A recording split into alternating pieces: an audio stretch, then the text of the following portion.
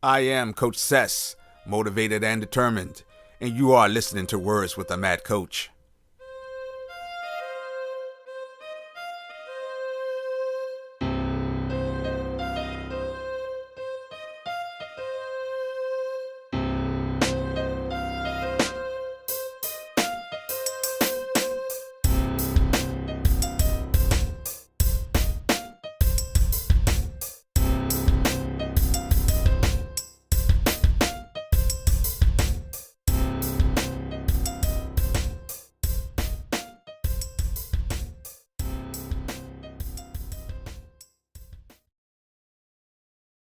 To begin things with, let me say thank you for doing this, because I know time is precious these days in terms of the modern area of social media. Right.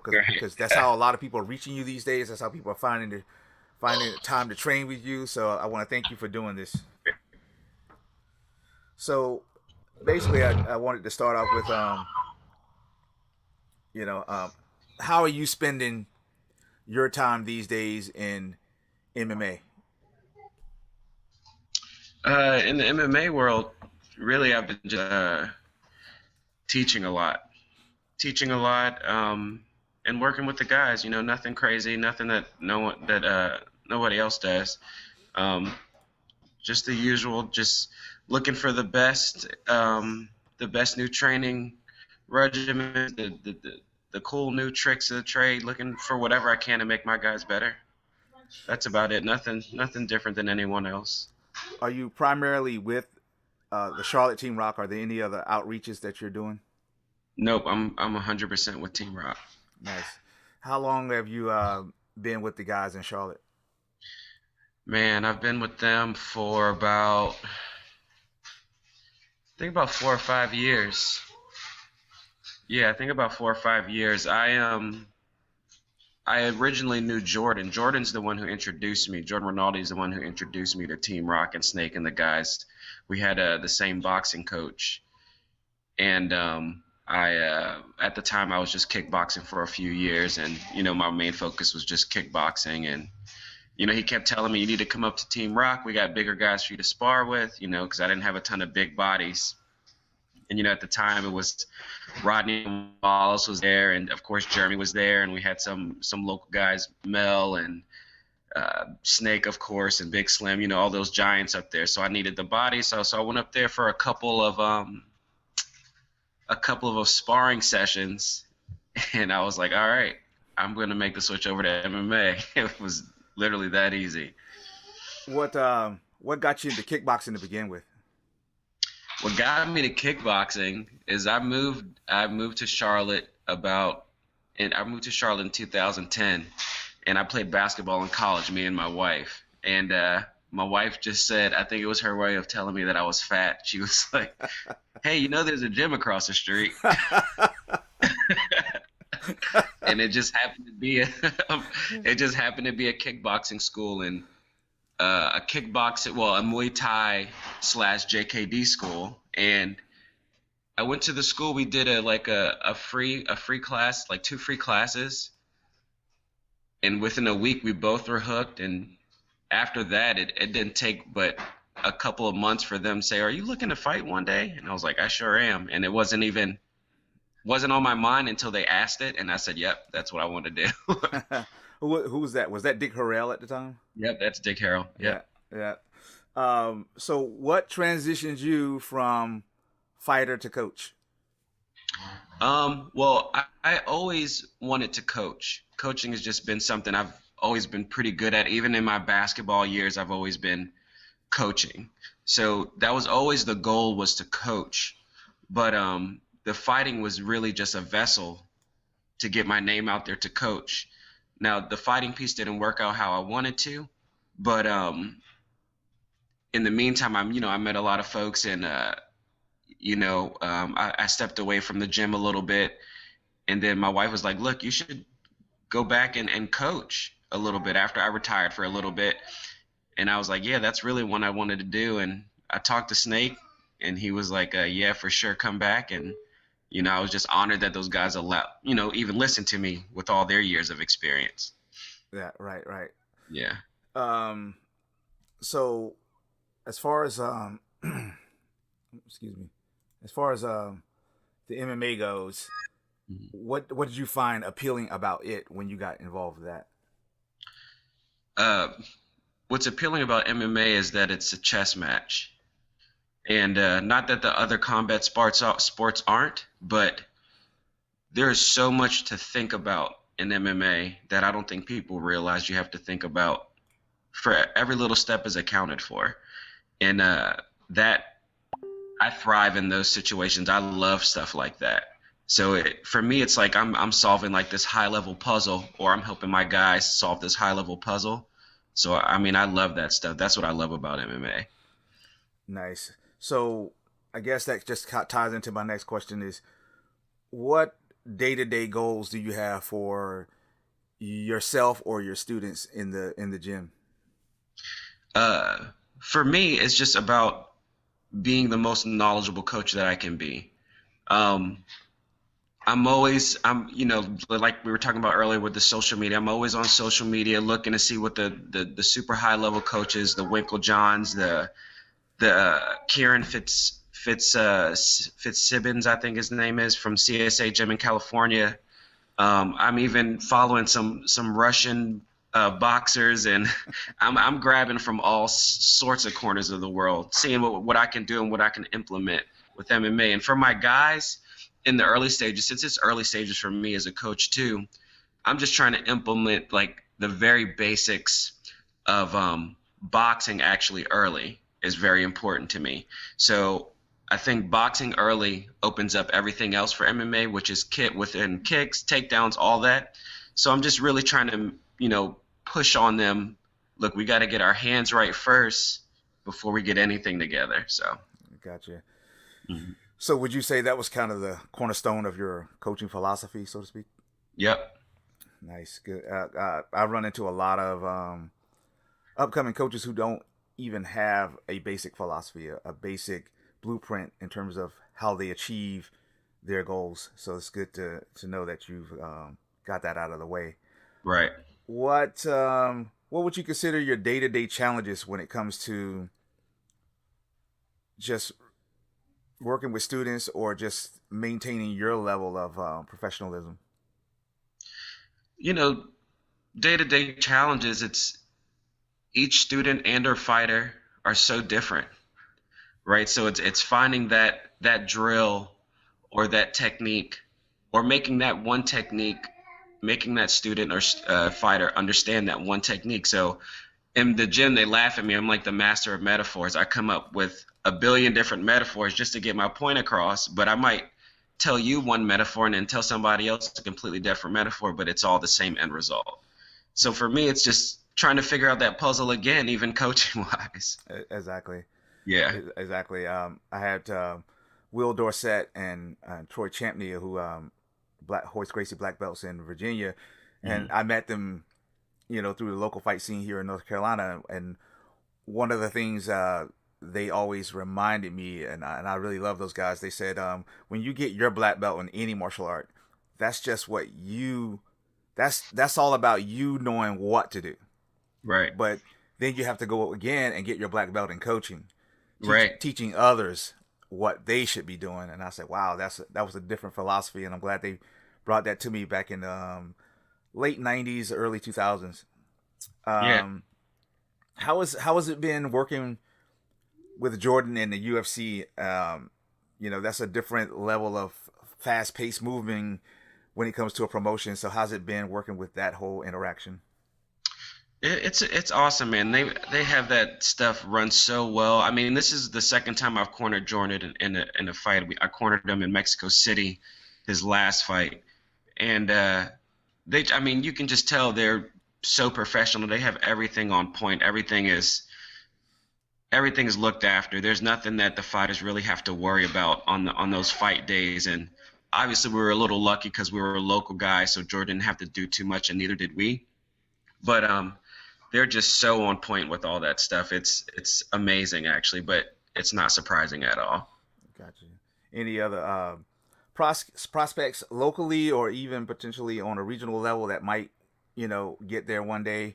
via your mentorship? Yeah, I mean, we have, we got Jeremy Purdue still out there. He took a loss recently, so we're looking to get back. Really, with him, we're just he's one of those guys in the gym that we're like, oh my God, why? You know how it is. So we're just waiting for him to get over that hump, and just so everybody realizes what what this kid really is about. We got another amateur who's a 55er, but he may move down to 45 when he turns pro. His name is Cody Reese. Oh yeah, I know. And I know yeah, Cody. Cody's a little monster, man. Like, and he has a wrestling background, and he goes hard, and he trains with Jeremy and Jordan and them, and he pushes the pace with them, and they push it back. And for a 3-0 amateur, he shouldn't even really be able to train with them. And he's in there, giving them work, giving him the best he can do for now. But it's only a matter of time before everybody knows who that kid is. And then I have another local kid that hasn't even started amateur yet.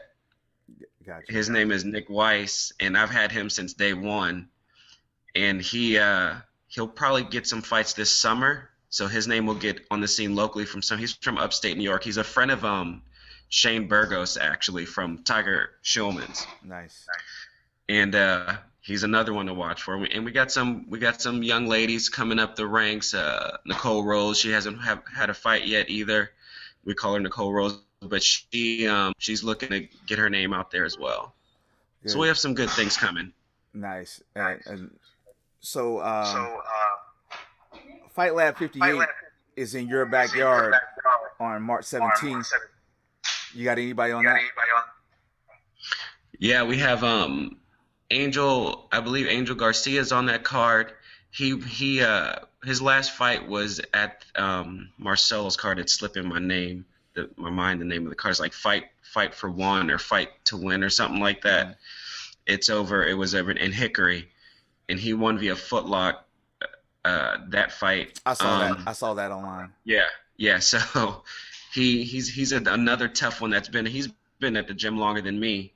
So we're just waiting for him to polish his stuff up too. But he has a fight. Hopefully, we have a young lady, Melissa Sheppy, who will be fighting at 55. So yeah, we'll see how that works. She's a monster too. She's super, super strong. So we'll see how the young ladies can deal with her as she moves her way down the ranks into better weight classes than 55, because we all know that she's not going to be able to find anything at that weight class. Yeah, she'll hit the desert because no one will want to go up that weight. Right. And I believe Justin Bonds is on that card too. I'm not sure I think they got him a fight at 205, but I'm not 100% sure.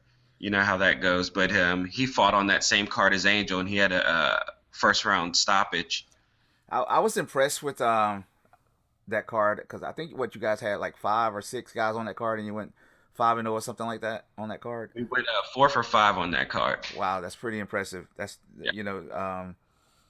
for grassroots, a new bunch of recruits. That's pretty impressive.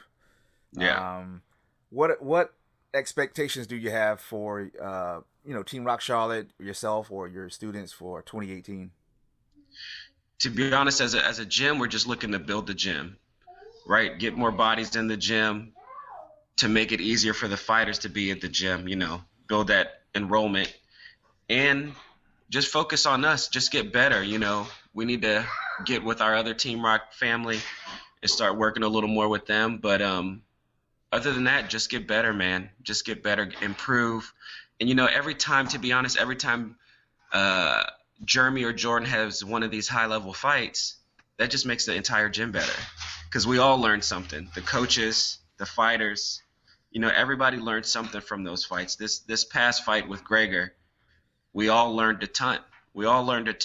And just being in that environment alone was a learning experience for us. So yeah, I agree. Before I conclude, I did want to reach out and tell you that the only thing that I really saw in that fight is that Jordan was winning the stand up. Actually, sometimes you can tell in a fight where a guy's going to allow you to maintain something, like you can Right. dominate that area.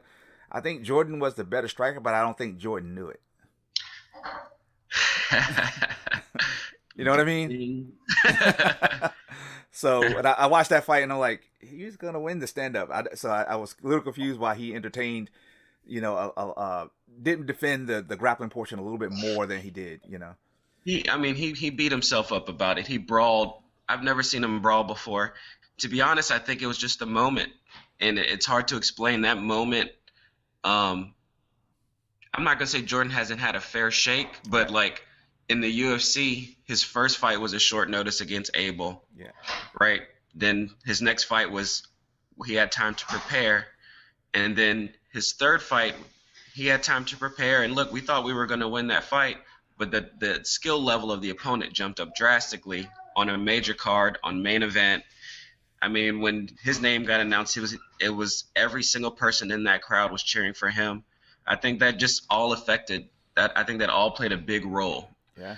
And for us as coaches, those are things we have to account for and plan for and build into training and build into when we run our Shark Tanks or any sparring sessions. We got to build that stuff in there because, you can have all the skill and technique, but when that freak out moment comes, none of that stuff matters. You're absolutely right about that. The peripheral material, a lot of guys kind of skip over and ignore, but yeah, it's not just the clanging and banging, kicking and punching and grappling every day. It's some of the mental stuff that goes with it that you gotta prep for. Yeah. Wayne, you got any questions for me about anything? No, man. We need to link up. We need to bring our guys down there and all that other good stuff. Yeah, you're right, because the Teamroc Brotherhood, it's got to reconnect in a deeper way. One of the guys at the gym a couple of weeks ago, Marcus Daniels, brought that up. He said, look at our women. Our women are starting to do more, and they're getting around. They're training with other teams, and Yeah. I look at some of the teams that are out there, like Highest Stand, Modern Warrior, Jimmo. They're training Yeah. together, and why? I don't know. I can't explain why we've stopped. Right. It's not like everything's in house. Right. So you're absolutely right, and I'm gonna make that one of my expectations in 2018 to take the team out of the gym and on more road trips. And then Yeah. you guys I'll are gonna do be the first. same. You guys are gonna be first on the list. Before, if you see a post somewhere where I went and trained with somebody before coming to see you guys, you're more than welcome to Ric Flair chop me the first time you see me if that happens. But anyway, brother, it's been a pleasure. I really appreciate this, and I got nothing but love for you guys, and I hope you have a great day. All right, brother. I appreciate it. Thanks for having me on. All right, thanks.